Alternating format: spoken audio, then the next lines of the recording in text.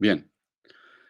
Bueno, en primera instancia me presentaré. Soy el doctor Germán Sorico Maita. Soy neurocirujano con subespecialidad en neurología pediátrica. Tengo cursos en educación superior y en autoevaluación y acreditación. Llevo muchos años en la docencia. O sea, de mi parte, voy a poner todo lo que corresponde para que puedan tener, al escuchar los temas, una base de la introducción a la endocrinología y el resto de los temas para poder luego ir haciendo diversas lecturas para poder asimilar el tema. Bien, vamos a comenzar con este tema de introducción a la endocrinología. Vamos a comenzar indicando que nuestro organismo, recuerden ustedes, está formado por órganos, sistemas, tejidos. Estos órganos y sistemas están interrelacionados. Todos están interrelacionados. Finalmente, quienes van a interrelacionar de manera total los diferentes órganos, tejidos, sistemas y aparatos va a ser las hormonas, ¿no? Y otras sustancias. Para esto vamos a mencionar algunas sustancias que van a permitir la comunicación de diferentes órganos. A estos los vamos a llamar mensajeros químicos. Tenemos los neurotransmisores. Ustedes recuerden los neurotransmisores, ¿no? Cualquier neurotransmisor, la acetilcolina, la adrenalina, el glutamato, la glicina, etcétera, la serotonina, son neurotransmisores que van a comunicar diferentes órganos. Y luego tenemos las hormonas endocrinas. Cuando hablamos de las hormonas endocrinas, tema al cual nos vamos a referir, estamos revisando todo lo que se refiere a las hormonas endócrinas. Recuerden ustedes que existen estructuras exócrinas que se diferencian porque las endócrinas son las que van a vaciar su contenido directamente a la sangre. En cambio, las exócrinas lo hacen a través de un conducto, lo conocen por histología. Luego tenemos hormonas neuroendocrinas, ¿no? Aquellas que son producidas en el sistema nervioso, sin embargo, van a cumplir esa función endocrina. Tenemos a las hormonas producidas en la neurohipófisis. Las hormonas parácrinas. Para quiere decir al lado, crina, o sea, hormonas que se producen y van a tener efectos en células vecinas. Luego tenemos hormonas autócrinas, es decir, aquellas hormonas que se producen y van a actuar sobre la misma célula que está produciendo. Otros tipos de sustancias tenemos las citocinas, que son péptidos. Tenemos, por ejemplo, las interleucinas, las linfocinas, que hemos visto en el sistema sanguíneo, ¿no? Las diferentes linfocinas que participan, la linfocina 1, 2, 3, etcétera. Y tenemos ejemplo de citocinas también a la leptina. La leptina es una hormona que se produce en las células grasas, que va a participar en la regulación de la alimentación y en el equilibrio energético. Bien, tenemos la estructura química y síntesis de las hormonas. Ya vamos a empezar a hablar de lo que son las hormonas. Entonces, vamos a clasificar desde un punto de vista químico en tres partes a las hormonas. Las hormonas que son proteínas y polipéptidos, ¿no? Estas hormonas van a ser de la adenohipófisis, todas las hormonas que recuerden ustedes de la adenohipófisis, la neurohipófisis, el páncreas, insulina, glucagón, las glándulas paratiroideas, donde se producen las hormonas paratiroideas. Luego tenemos en segundo lugar los esteroides. Los esteroides son hormonas que se van a producir a partir del colesterol. Y dentro de esto vamos a mencionar sobre todo las hormonas sexuales, ¿no? A la progesterona, los estrógenos, eh, la testosterona, también está aquí el cortisol, la aldosterona. Todas estas sustancias van a derivar de las grasas, especialmente el colesterol. Y tenemos un tercer grupo que se forman a partir de un aminoácido, que es la tirosina. Recuerden ustedes que la tirosina va a formar las hormonas tiroideas, la tironina, la tiroxina y luego también la adrenalina y la noradrenalina. Estas son hormonas que se van a producir a partir de este aminoácido. Entonces, esta es la estructura básica de las hormonas. Son proteínas y polipéptidos, son esteroides, se forman en base a la tirosina. Esa es la composición química. Ahora, es importante recalcar que no existen hormonas con una estructura de polisacáridos o ácidos nucleicos. Ahora, cuando vamos a ver la formación de las proteínas y los polipéptidos, vamos a hacer referencia al retículo endoplásmico rugoso, ¿no? Recuerden ustedes, cuando hablamos del retículo endoplásmico rugoso, hablamos de un organelo que va a participar en la síntesis de sustancias proteicas. Y como las hormonas son sustancias proteicas, vamos a ver que se sintetizan como preprohormonas y luego pasan a prohormonas y van a pasar al aparato de Golgi. Es el aparato de Golgi que va a empaquetar a las hormonas y va a formar las vesículas de secreción.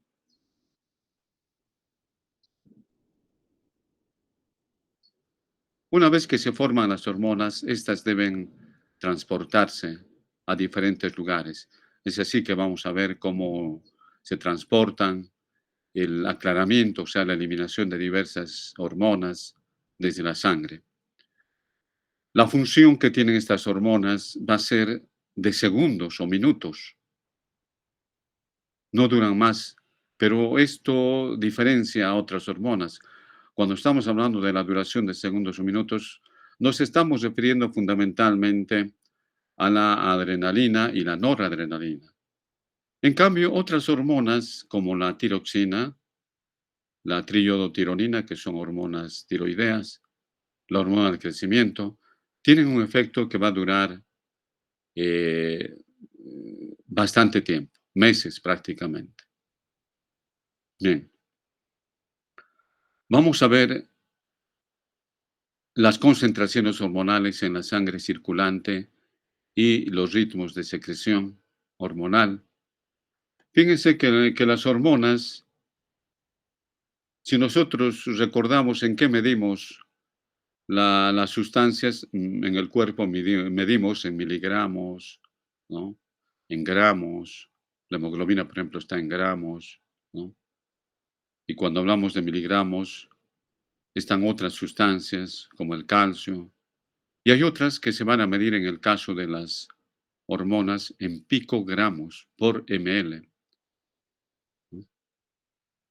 Un picogramo por ml es en esta concentración que se encuentran las hormonas. Imaginen ustedes un picogramo por ml, que es la mil millonésima parte de un miligramo, un picogramo.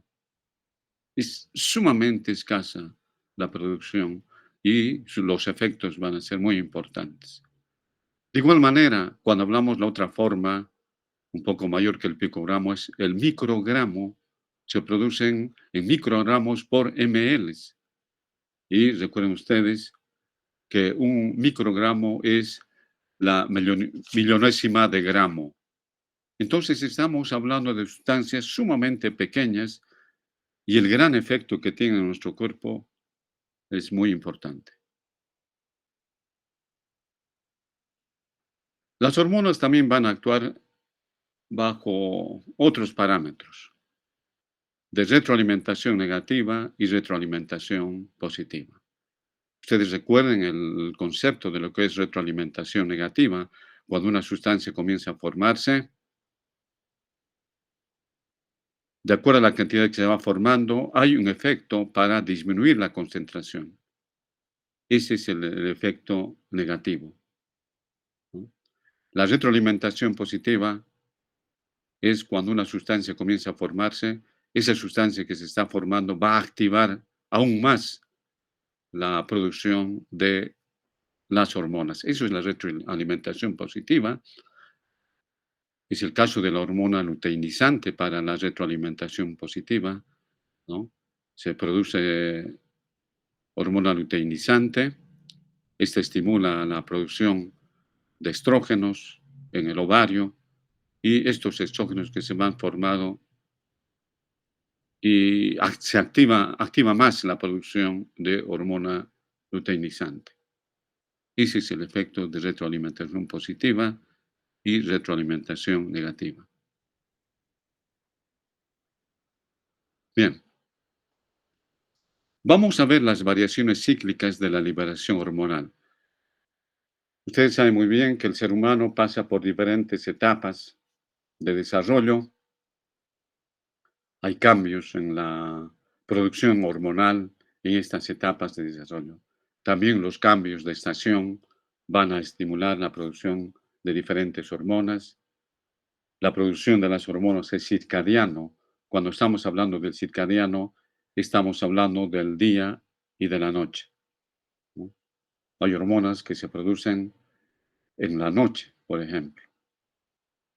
Es el caso de la hormona del crecimiento, que aumenta en el primer periodo del sueño y luego va a disminuir. Hay otras hormonas, como los corticoides, por ejemplo. Los corticoides disminuyen su producción, también tienen un ritmo circadiano, disminuyen su producción en las noches y unas 2 horas antes de despertarnos, ¿no? Al amanecer, comienza a producirse mayor cantidad y luego en el día va aumentando y poco a poco va disminuyendo en la tarde las hormonas como el cortisol. Bien. Entonces, para que se produzcan estas hormonas hay un reloj, se llama reloj circadiano, que se encuentra en el núcleo supraquiasmático a nivel del hipotálamo. Es el que va a controlar todos los relojes en el organismo. En el organismo tenemos diferentes hormonas que se van produciendo en diferentes momentos, diferentes circunstancias, ¿no? Tenemos, por ejemplo, también otras hormonas que se producen de manera cíclica. Es el caso de las hormonas, la hormona folículo estimulante, la luteinizante, los estrógenos, la progesterona en los periodos menstruales en una mujer. Entonces, eso también está en relación de lo que son las variaciones cíclicas de la producción de hormonas. Y también hay relojes locales, o sea, cada glándula a su vez va a producir diversas sustancias, ¿no? La glándula suprarrenal, en situaciones de estrés, liberamos hormonas suprarrenales como son los corticoides. De igual manera el páncreas, ¿no? Ingerimos alimentos y el páncreas comienza a producir la insulina, por ejemplo, ¿no? Muchos de los que hemos desayunado hoy en la mañana antes de la clase, entonces está funcionando ese reloj local que es el páncreas, ¿no? La ingesta de los hidratos de carbono se está procesando y va a ir asimilándose al torrente circulatorio, ¿no? Y va a estimular la producción de la insulina.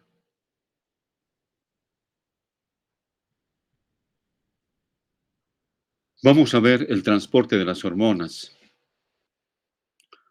Las hormonas hidrosolubles, tenemos dos tipos de hormonas, las hormonas que son hidrosolubles, ¿no? Como son los péptidos y las catecolaminas. Estas se van a disolver en el plasma y se van a transportar de esta manera. En cambio, otros las hormonas esteroideas, aquellos que derivan del colesterol, y también las hormonas tiroideas, las que derivan de la tirosina. Estos se van a unir a diversas proteínas y de esta manera van a circular y solamente van a tener acción cuando se liberen de las proteínas. Entonces, de esta manera se transporta.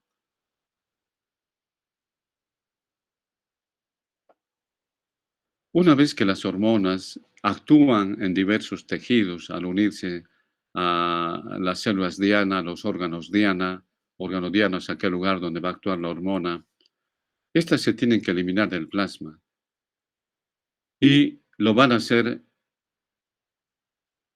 a través de la destrucción metabólica por los tejidos.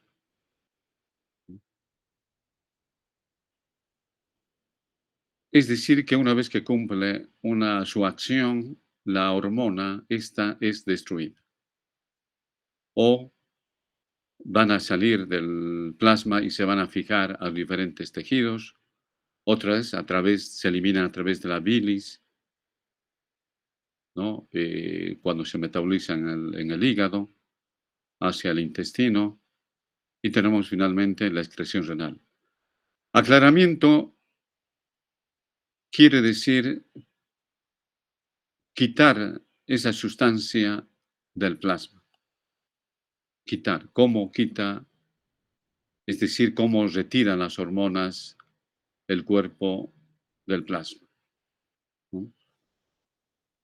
Esas son las cuatro formas de retiro de la hormona una vez que han cumplido sus funciones del plasma. Recuerden ustedes el concepto de aclaramiento, también lo han visto en riñón, el aclaramiento renal, o llamado también depuración o clearance.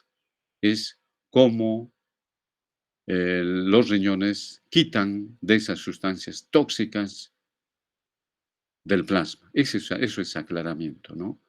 En el caso del riñón, existen sustancias que tienen que ser eliminadas.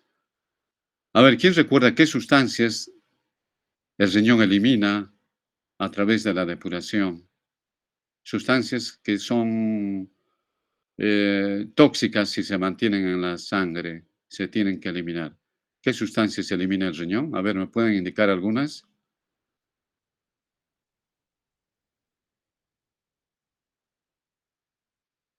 A eso se llama depuración renal, aclaramiento o clearance en inglés.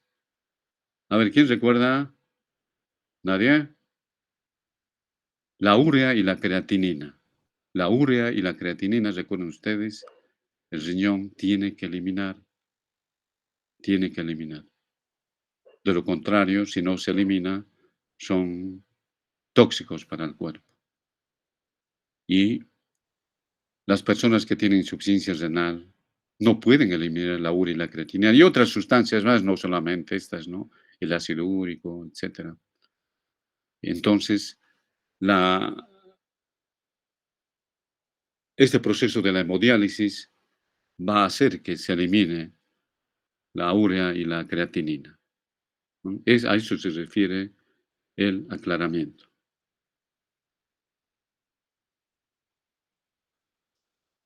Mecanismos de acción. Las hormonas tienen que unirse a un receptor, tienen que conectarse con un receptor. Y estos receptores se encuentran en las células. Y las células tienen entre 2000 hasta 100.000 receptores. Fíjense ustedes la cantidad de receptores que existen en las células para que puedan actuar de manera específica las hormonas. ¿Y dónde vamos a ubicar a los receptores? Los receptores tienen que estar, como actúan en la célula, tienen que estar en la célula. En tres lugares de la célula: la membrana celular, el citoplasma y en el núcleo. Cuando hablamos de membrana celular, estamos hablando de las hormonas proteicas, los polipéptidos, las catecolaminas. Cuando hablamos de citoplasma, en el citoplasma vamos a encontrar receptores que van a captar a las hormonas esteroideas para lo cual las hormonas esteroideas tienen que pasar, ¿no?, a través de la membrana lipídica de una célula. Y luego tenemos en el núcleo, hay hormonas que ingresan a la célula y hay receptores próximos al núcleo.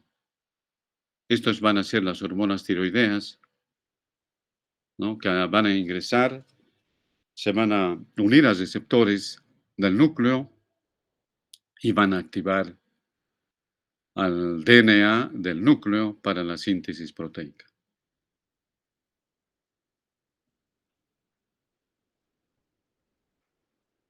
Los receptores también se van modificando, ¿no?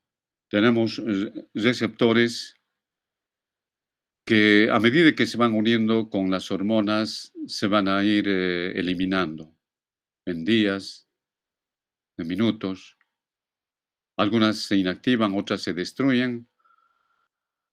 Por otro lado, hay otros receptores que va a ir produciendo la célula, va a ir produciendo.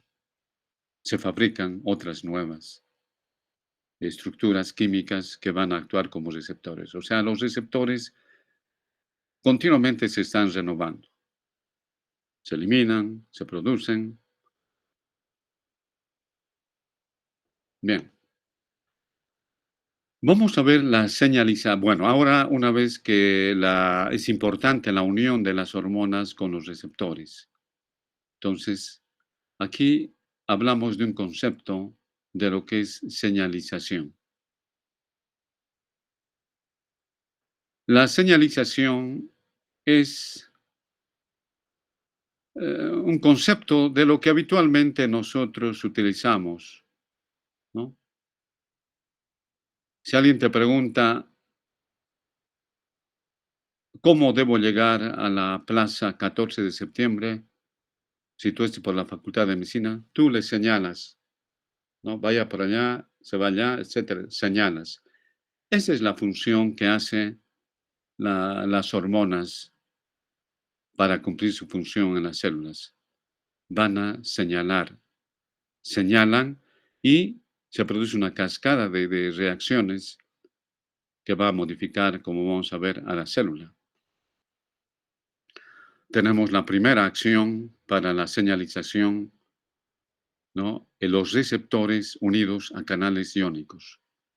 Recuerden ustedes los receptores que se encuentran en relación a canales iónicos. Hay un receptor y aquí tenemos el ejemplo de los neurotransmisores que van a actuar de esta manera. El neurotransmisor se une al receptor de la membrana celular y va a aumentar la permeabilidad de diversos, dependiendo de la hormona, ¿no?, de diversas sustancias, ¿no? Tenemos, por ejemplo, la acetilcolina, la adrenalina, la noradrenalina, etcétera, que van a activar a estos neurotransmisores. La acetilcolina, ¿no? Estos son, entonces, receptores unidos a canales iónicos. Se une la hormona y se modifica la permeabilidad a los iones.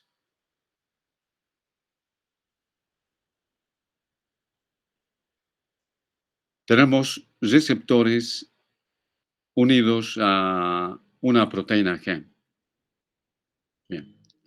Fíjense, acá tenemos un receptor transmembrana, esto de color verde es el receptor. Tiene un extremo hacia afuera, fíjense ustedes, donde va a venir a unirse la hormona. Aquí tenemos un receptor que no está unido a una hormona. Cuando no está unido a una hormona, en la parte interna, este receptor va a formar asas a través de la membrana, ¿no? Es muy importante remarcar esta característica, otros no tienen esta característica. Son hasta 1, 2, 7 asas, ¿no?, que forma. Y en la parte interna se une a una proteína G. Esta proteína G tiene tres componentes unidos, fíjense. Esta es una proteína G inactiva. Tiene componentes alfa, beta y gamma. Fíjense ustedes, ¿no? En este segundo momento vamos a tener, miren, el receptor que ya está unido a la hormona. La hormona se une acá y va a activarse este receptor y va a modificar a la proteína G. La proteína G va a captar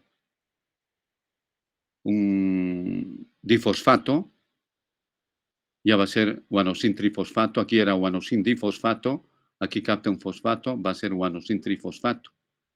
Esta captación de un guanosin trifosfato hace que se libere el componente alfa. Fíjense, aquí ya ese componente alfa se va a unir a otra sustancia que la va a activar, ¿no? Entonces, ¿qué va a ocurrir? Al unirse esta sustancia, va a abrir canales iónicos, tiene otras funciones de activar enzimas del citoplasma y activan la transcripción genética. Entonces, reitero cómo este receptor va a modificar la proteína G y esta va a cumplir diferentes funciones, ¿no? Bien, acá tenemos lo que les decía. Hay unos 1000 receptores acoplados a la proteína G, es una gran cantidad. La proteína G se les llama triméricas porque tienen los componentes alfa, beta y gamma. Una vez que se activa la proteína G, entonces genera una señalización. ¿Qué va a hacer la señalización? Va a abrir canales, va a activar enzimas del citoplasma y va a activar la transcripción genética.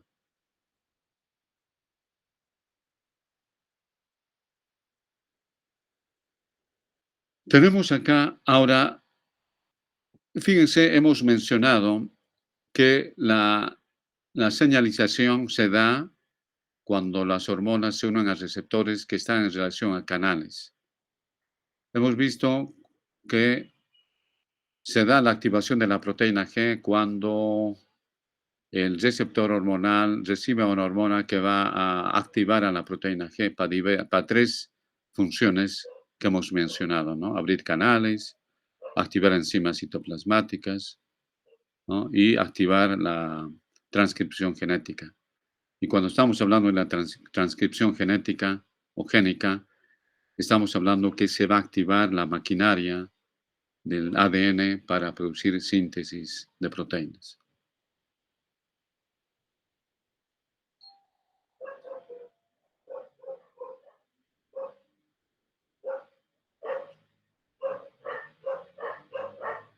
Un ratito, por favor.